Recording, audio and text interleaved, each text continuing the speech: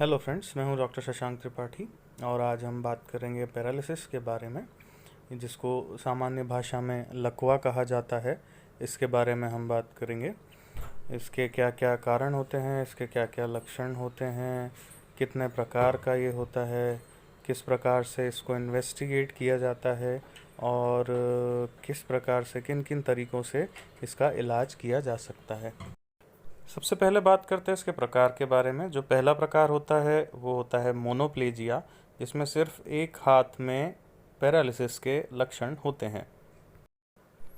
अगला प्रकार होता है हेमीप्लेजिया, जिसमें एक पैर और एक हाथ में पैरालिसिस के लक्षण होते हैं।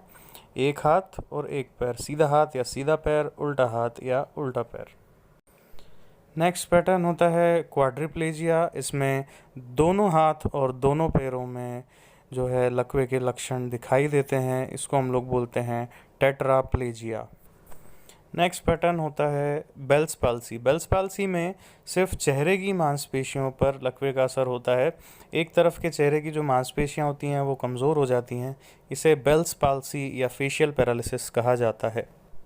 नेक्स्ट हम बात करेंगे पैरालिसिस के कारणों के बारे में। हमारा जो मस्तिष्क होता है, इस मस्तिष्क की जो ब्लड सप्लाई है, अगर उसमें कोई इशू होता है तो उसके कारण पैरालिसिस होता है। लकवा होने के पहले शरीर में कुछ वार्निंग साइंस आते हैं जिनको चेतावनी भी समझा जा सकता है।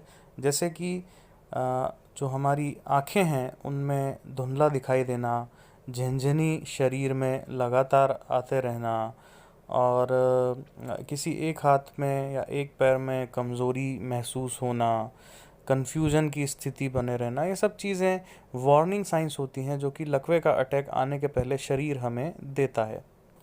नेक्स्ट हम बात करते हैं इसके इन्वेस्टिगेशन की। सीटी स्कैन या एमआरआई की सहायता से जो पैरालिसिस का अटैक है इसको डायग्नोस किया जा सकता है, जिससे कि किस एरिया में हेमरेज या किस एरिया में ब्लड सप्लाई हैम्पर हुआ है उसका पता लगाया जा सकता है। अब हम बात करते हैं इसके ट्रीटमेंट के बारे में। इसका इलाज दवाइयों के साथ साथ फिजियोथेरेपी के द्वारा किया जाता है, जिसमें कई प्रकार की मशीनों का प्रयोग किया जाता है, जैसे कि EMS means electrical muscle stimulator.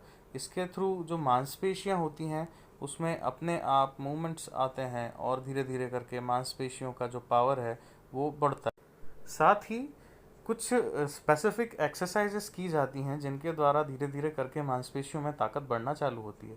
जैसे कि पीएनएफ एक्सरसाइजेस जो होती हैं, इनसे मसल्स में पावर आता है।